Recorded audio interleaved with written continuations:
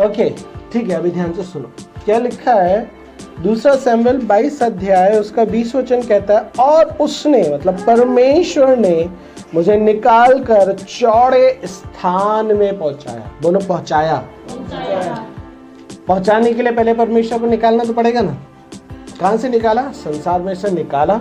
निकालने के बाद अभी आपको ले करके चल रहा है, और कहां लेकर के जाना चाहता है? चौड़े स्थान में, जहां पे आपको भरपूर जगह हो। ऐसी अच्छी जगह पे परमेश्वर आपको लेकर के जाना चाहता है, चौड़े स्थान पर पहुंचाना चाहता है। फिर आगे कहता है, उसने मुझको छुड़ाया। परमेश्वर ने आपको छुड़ाया है। ओके, क्या कह रहा है परमेश्वर का वचन? खुदा कह रहा है उसने मुझको छुड़ाया है। किसने? परमेश्वर ने। बोलो परमेश्वर ने मुझको, हाथ लगा, मुझको छुड़ाया है। सच में छुड़ाया क्या? छुड़ाया है इसलिए आज आप यहाँ हो, बचाया है इसलिए आज आप यहाँ हो। और परमेश्वर चाहता है कि आप जिन चीजों से छुड़ा लिए गए हो उन चीजों से अलग रहो। समझ में? परमेश्वर ने आपको जिन चीजों से छुड़ा लिया, जिस वातावरण से छुड़ा लिया, जिन बातों से छुड़ा लिया, जिन व्यवहार से छुड़ा लिया, जिस चरित्र से आपको निकाल करके एक नए चरित्र में ले जा करके डाला है, खुदा चाहता है उस नए चरित्र में आप बने रहो। इसलिए पौलुस कहता है पुरानी बातें बीत चुकी है, और खुदा कह रहा है बेटा वो बीती हुई बातों से तेको निकाल दिया है, अब तुझे नए चरित्र में ला करके मैंने क्या कर दिया है? डाल दिया है, खड़ा कर दिया है, बिठाल दिया है, रख दिया है। अब तुझे उसमें जीना है। इसलिए पौलुस कहता है पुरानी बातें बीत गई, सब कुछ क्या हो गया? जोर से बोलो, क्या हो गया? नया हो गया।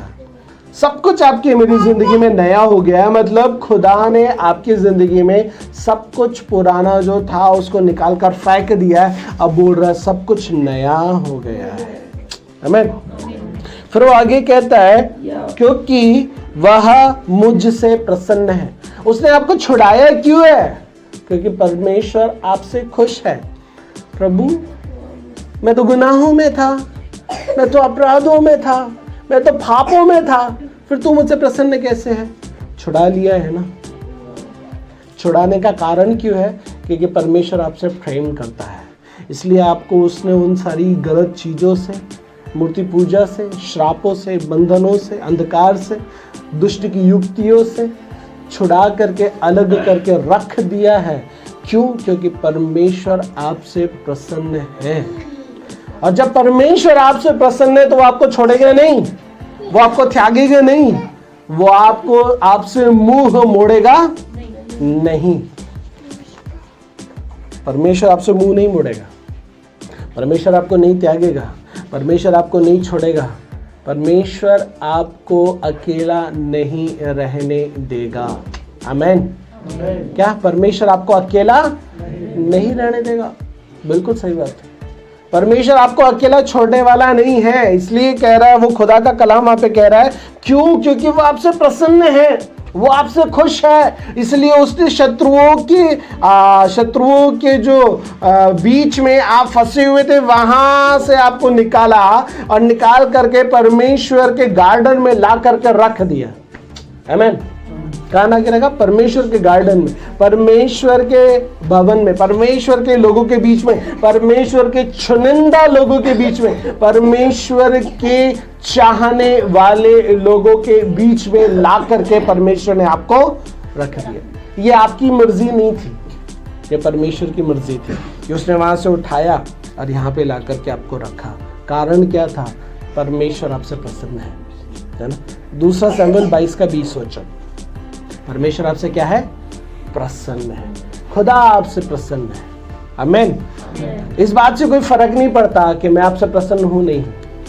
इस बात से फर्क नहीं पड़ता कोई आपसे खुश है नहीं है। इस बात से फर्क नहीं पड़ता कि आप किसी को खुश कर पा रहे हैं नहीं कर पा रहे हैं। लेकिन इस बात से फर्क पड़ता है परमेश्वर आपसे खुश है।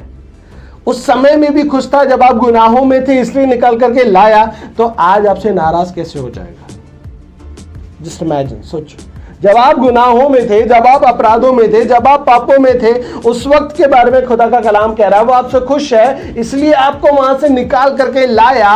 और आज जब आप प्रभु में हो तो सोचो, आज आपसे नाराज होकर के कैसे बैठ पाएगा? आज आपसे मुंह फेर करके कैसे बैठ पाएगा? परमेश्वर कभी मुंह नहीं फेरता। परमेश्वर कभी मुंह नहीं फेरता। क्यों? क्योंकि वो आपसे प्रेम करता है, निस्वार्थ प्रेम। कैसा प्रेम? निस्वार्थ प्रेम। इस आशा से नहीं कि आप उसके लिए कुछ करोगे, वो वाला प्रेम नहीं। निस्वार्थ प्रेम करता है परमेश्वर। निस्वार्थ प्रेम इस बात से प्रकट होता है कि जब आप गुनाहों में थे तब प्रकट हुआ है वो प्रेम। यदि वो प्रेम आपके लिए तब प्रकट हो जब आप परमेश्वर को खोज रहे हो तो वो स्वार्थी प्रेम कहलाता है, राइट। लेकिन परमेश्वर का प्रेम आपके लिए निस्वार्थ प्रेम था, इसलिए जब आप गुनाहों में थे तब उसने अलग किया। तो बताओ आज आपको कैसे छोड़ देगा? आज आपको कैसे छोड़ देगा? दूसरी बात, आज जो आप परमेश्वर के लिए अलग किए गए लोग हो, एक अलग वातावरण में रख दिए गए लोग हो, अब आपकी जिंदगी में क्या परमेश्वर आपसे प्रसन्न है? हाँ है, अभी भी परमेश्वर आपसे प्रसन्न है। इसलिए जब आप प्रार्थना करते हो खुदा सुन लेता है। जब आप तकलीफ में होते हो कहीं ना कहीं से आपके लिए रास्ता निकल के आ जाता है। कई बार आप प्रार्थना नहीं भी करते हो तो भी आप देखते हो कि कहीं ना कहीं परमेश्वर का हाथ आपके जीवन में है, आपके लिए उपाय कर रहा होता है। क्यों? क्योंकि परमेश्वर त्यागता नहीं है। परमेश्वर का कैरेक्टर ये है कि वो आपको छोड़ेगा नहीं। परमेश्वर का कैरेक्टर ये है कि वो आप उससे प्यार चाहे नहीं कर रहे तो वो आपसे प्यार नहीं कर रही है। परमेश्वर के कैरेक्टर में नहीं है। ये आपके मेरे कैरेक्टर में हो सकता है, ये इंसानों के कैरेक्टर में हो सकता है ना, लेकिन ये परमेश्वर के कैरेक्टर में नहीं है, उसके चरित्र में नहीं है। तो जब परमेश्वर के चरित्र में नहीं है तो वो चीज आप कैसे देखोगे, है ना। मैं अक्सर ये एग्जांपल देता हूं, जैसे ये छत है, ये छत हिलती है क्या जगह से? नहीं। वैसे परमेश्वर है, वो अपने आप में स्थिर है, आपसे प्यार करते हुए, आपको चाहते हुए।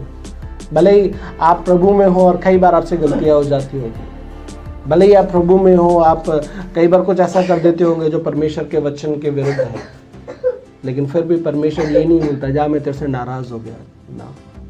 परमेश्वर ये नहीं बोलता मैं तुझसे ना खुश हूँ ना। परमेश्वर ये नहीं कहता कि मैं तुझे छोड़ दूंगा ना। परमेश्वर छोड़ता नहीं है, परमेश्वर कभी नहीं छोड़ता, परमेश्वर कभी नहीं त्यागता। मैं आपको ये, इसका मतलब ये नहीं है, मैं आपको ये सिखाना चाह रहा हूं कि आप चाहे मानो, आप चाहे प्रार्थना करो चाहे मत करो, खुदा के पीछे आओ चाहे मत आओ, परमेश्वर आपको नहीं छोड़ेगा, ये नहीं सिखाना चाहता। मैं आपको ये सिखाना चाहता हूं परमेश्वर का कैरेक्टर आपसे कितना प्यार करता है। परमेश्वर का कैरेक्टर है आपसे प्यार करना, उसका चरित्र है ना। इसलिए वो यहाँ पे कह रहा है 2 शमूएल 22:20 में, और उसने मुझे निकाल कर चौड़े स्थान में पहुंचाया। किसको? दाऊद को। परमेश्वर ने उसको निकाल कर कहां पहुंचाया? चौड़े स्थान में पहुंचाया। उसने मुझको छुड़ाया। किससे? शत्रुओं से।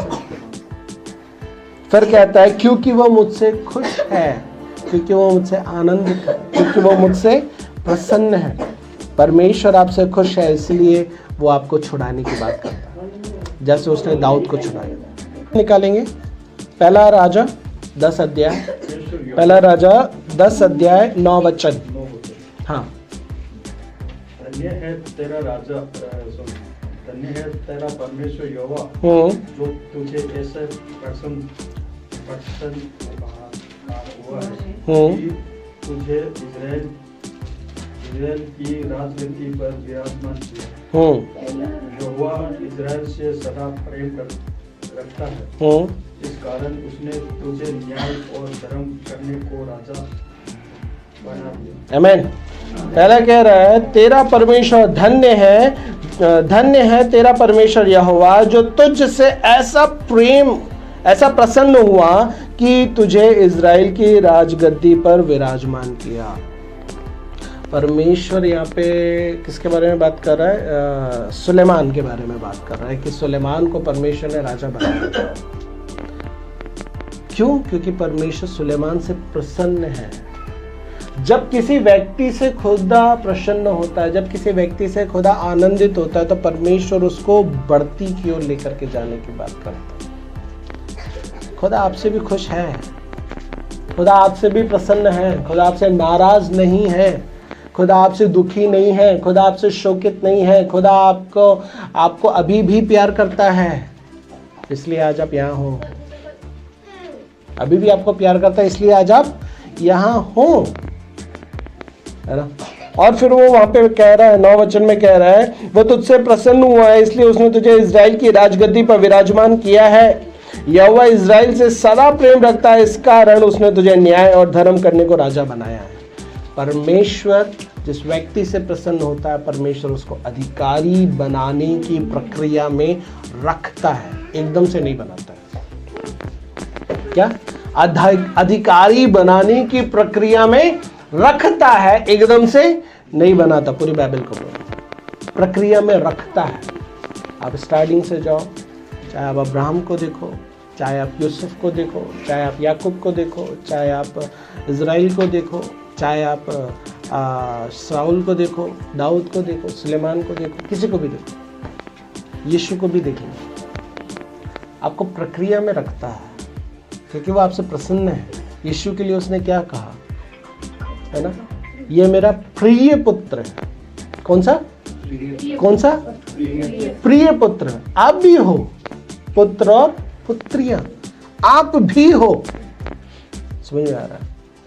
परमेश्वर आपसे प्रसन्न है, आनंदित है, खुश है।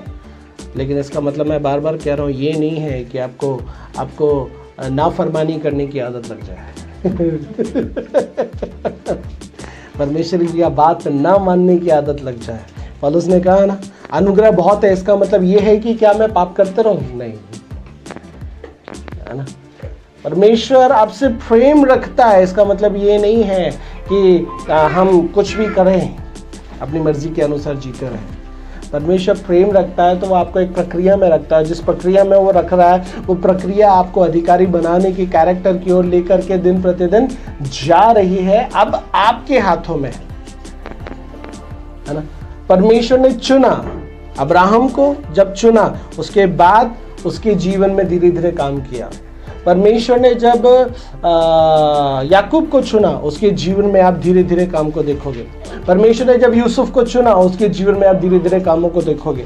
परमेश्वर ने जब शाऊल को चुना, उसके जीवन में आप काम देखोगे।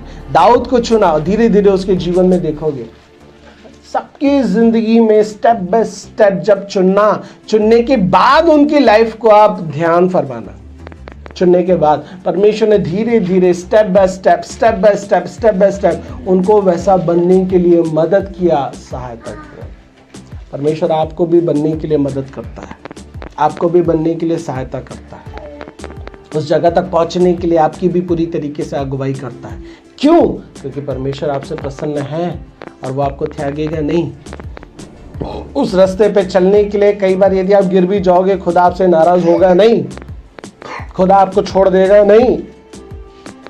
समझ में आ रहा है? आज मैं आपको यही बताना चाहता हूँ, परमेश्वर आपसे प्रसन्न है, और जब परमेश्वर आपसे प्रसन्न है तो वो आपको अधिकारी के बनने की प्रक्रिया की ओर लेकर के जा रहा है। और जब वो आपको लेकर के जा रहा है तो आप भी अपनी तैयारी करते रहें उस प्रक्रिया के बीच में। आपको जो काम करना है, प्रक्रिया की तैयारी जो करना है, आप वो करें, अपनी जिम्मेदारी को पूरी तरीके से निभाएं, ताकि परमेश्वर जो आपको बनाना चाहता है वो आप बनने पाओ।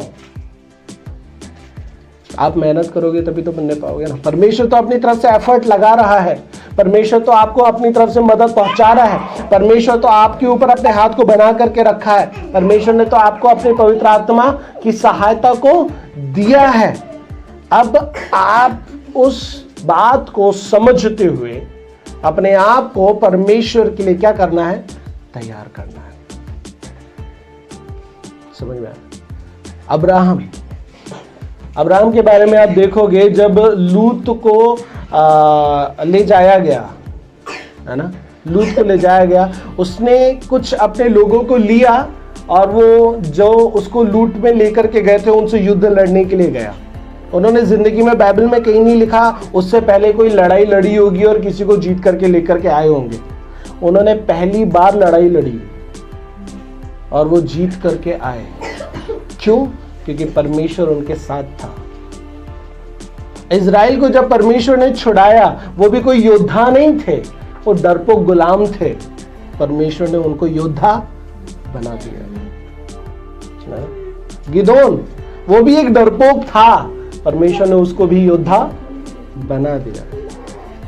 शाऊल, जब उसका राजाभिषेक करने का वक्त आया, वो डर करके बैठा था, परमेश्वर ने उसको राजा बनने के लिए तैयार कर दिया, है ना। दाऊद, है ना, अपने घर का निकम्मा व्यक्ति, लोगों के द्वारा समझा जाने वाला, लेकिन परमेश्वर ने उसके द्वारा शेरों को फाड़ करके राजा के लिए तैयार कर दिया।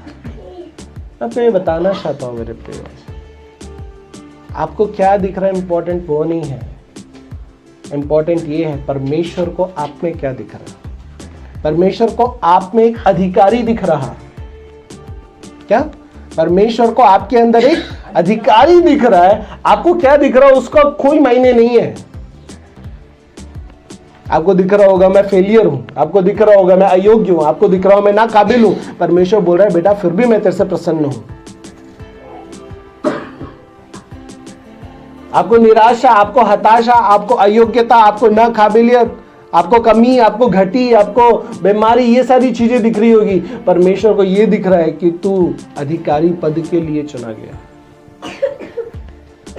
परमेश्वर आपको जिस कैरेक्टर में देख रहा है, आप अपने आप को उस कैरेक्टर में देखना शुरू करो।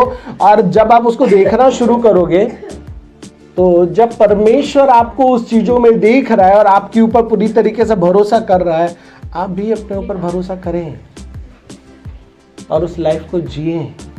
आपकी भी तो जिम्मेदारी है कि नहीं है, बताओ। यदि आपको कुछ बनना है, यदि आपको आपके संसारिक लाइफ में यदि आपको कुछ बनना है, मेहनत कौन करेगा? बोलो ना, जोर से बोलो, कौन करेगा? उसी तरीके से परमेश्वर ने आपके लिए एक अधिकारी पद को चुन के रखा है और वो धीरे धीरे स्टेप बाय स्टेप आपको तैयार कर रहा है। आप बस अपने आप को खड़ा करके अपने आप को परमेश्वर की उपस्थिति में प्रेजेंट रखो। जब आप अपने आप को परमेश्वर की उपस्थिति में प्रेजेंट रखोगे, परमेश्वर अपने आप आपको योद्धा बना देगा, अपने आप आपको अधिकारी बना देगा, अपने आप आपको काबिल व्यक्ति बना देगा। बस आप परमेश्वर की उपस्थिति में बने तो रहो, परमेश्वर की संगति में बने तो रहो, परमेश्वर की संगति में खड़े तो रहो। आप समझ पा रहे हो?